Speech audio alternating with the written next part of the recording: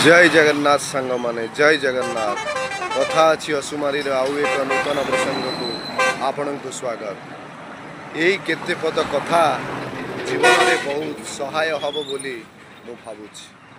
कथाटी एमिति जीवन में सबुबले एकाकी चलवाकू साहस करंतु कहीं ना साथी रे चलुथिबा बंधु माने सबुबले जे तुम संगे रहिबे तार किछि स्थिरता नाई।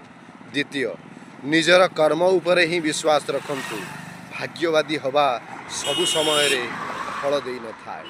तृतीय जिनस आपणक जीवन रे आपणक स्वास्थ्य को ही आपण गुरुत्व दियंतु कारण शरीर जार भल अच्छी तार सबु जिनस भल एई जेमिति मन आउ बंधुतार कथा निज शरीर जदि ठीक अच्छी ना समस्ते तुम सांगरे आउ तमे समस्तक सांगरे यही केते गुड़िए कथा प्रति ध्यान दे जीवन बाट चलवा।